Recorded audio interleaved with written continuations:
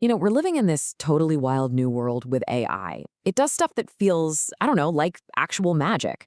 But then, the moment someone explains how it works, it's so easy to go, oh, that's it, and just dismiss it as a clever trick. But what if that trick, what if that simple idea is the revolution? Let's unpack the almost unbelievable concept that's driving this whole thing.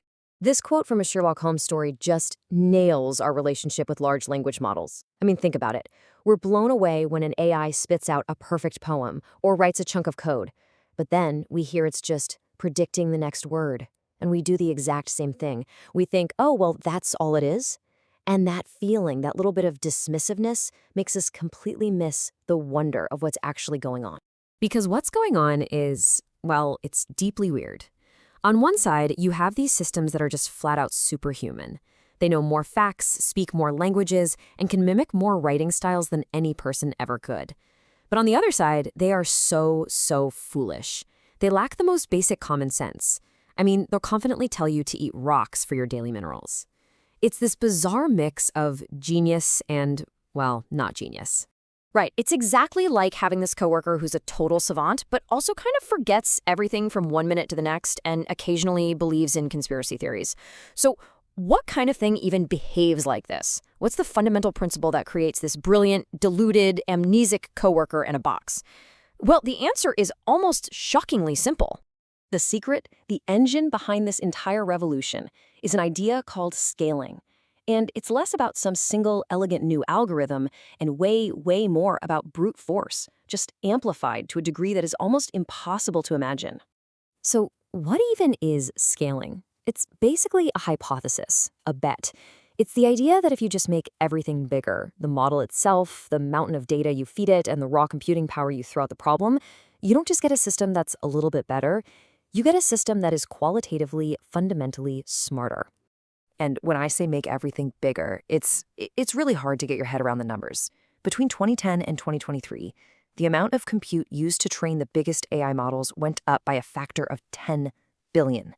No, that is not a typo. 10 billion times. Okay, to try and put that into perspective, let's use an analogy.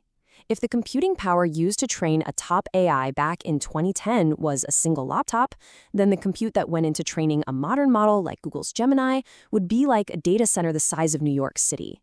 We are literally building digital titans. But here's the absolute craziest part. The people building these things, the CEOs of companies like Anthropic, they'll tell you straight up, they don't have a deep, fundamental theory for why this works so well. It just does. It seems to be an empirical fact about our universe that if you pour in more scale, you get more intelligence out the other side. So if it's kind of a mystery at its core, why are companies betting not just millions, but billions of dollars on this one simple idea? Well, it's because while the why is a mystery, the what, the outcome, has become astonishingly predictable. I mean, really think about it. Would you risk $100 million on a single training run for one computer program if you weren't really sure it was going to work? No way. So what gives them that kind of confidence? This chart is the answer. Researchers at places like OpenAI and Google started finding these beautiful, smooth curves that they call neural scaling laws. And what you're seeing here is simple, but it's profound. As you add more compute, that's the horizontal axis, the model's error rate, its loss, goes down in this incredibly predictable straight line. More money in reliably equals a smarter AI out. And that right there is the key. These scaling laws turned AI development from a wild, speculative gamble in a research lab into something that looks a lot more like a predictable, calculated engineering project. You know that if you spend X amount of money, you're very likely going to get Y amount of improvement. And that's a bet that companies are more than willing to make. What's really fascinating, though, is that this whole story of brute force scaling might feel weirdly familiar because it's a story that's already played out over millions of years, right here inside our own skulls. This illustrates the parallel perfectly. Some neuroscientists argue that the human brain isn't really a radical new design compared to other primate brains. It's just a massively scaled-up version. Sound familiar? That's exactly what GPT-4 is. At its core, it's a massively scaled-up version of its much dumber predecessors. So why did our brains get to scale up when others didn't? Well, the thinker Carl Schulman argues that we humans basically created this unique evolutionary niche for ourselves. First, we developed language and tools, which meant being smart had a huge payoff. Then, we got really good at surviving, so we weren't constantly worried about predators. And all of this freed up a ton of evolutionary energy to invest in one thing: a bigger, more powerful, but also more expensive brain. And now look at what we're doing with AI. We are artificially creating that exact same perfect niche. We are removing all of the natural limits. An AI model doesn't need to find food, it doesn't need to worry about being eaten. All of its resources, that entire New York City of compute, can be dedicated to just one single thing: getting smarter. Okay, so this all sounds like this unstoppable march of progress, right? But it brings us to the single biggest question in the entire field today. Is scaling all you need? Is bigger always better? Or are we about to run headfirst into a wall? This really is the heart of the debate. Are these giant models actually starting to think and reason about new problems? Or are they just becoming these unimaginably vast libraries of patterns they've seen on the internet, just getting better and better at stitching them together in convincing ways? Francois Chalette, a brilliant AI researcher at Google, makes this point really well. He argues that true intelligence, the general kind that we humans have, isn't about already knowing a lot.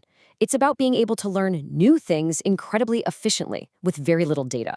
Scaling makes you a master of what you've seen, but human smarts is about mastering what you've never seen before.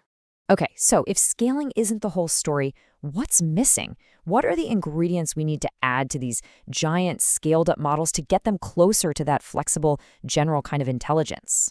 Well, researchers are pointing to a few key things. First, something called search. That's the ability to find truly creative, new solution, not just remix old ideas.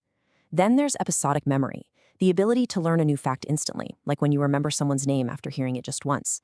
And finally, there's what psychologists call System 2 thinking, the ability to get off autopilot, to stop and think deeply and logically about a hard problem, instead of just giving the first answer that pops into your head. So the path forward probably isn't a choice between one or the other. It's not scaling or brand new architectures.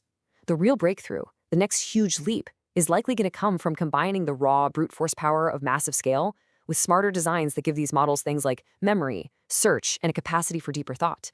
But let's not lose sight of the revolution we are already in. As the researcher Gwen Brandwin put it, after he saw the incredible leap from GPT-2 to GPT-3, it just became undeniable. The pioneers, the people who, for decades, believed that sheer computational scale could unlock intelligence, they were, to a pretty shocking degree, correct. We are living in the scaling world.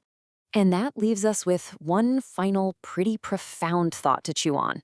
Evolution took a basic primate brain. It applied the simple principle of just scale it up, and the result was, well, everything. Us. Human civilization, art, science, the whole shebang. Now we are applying that very same principle, only this time we're doing it on purpose, and we're doing it exponentially faster. So what happens when we're done?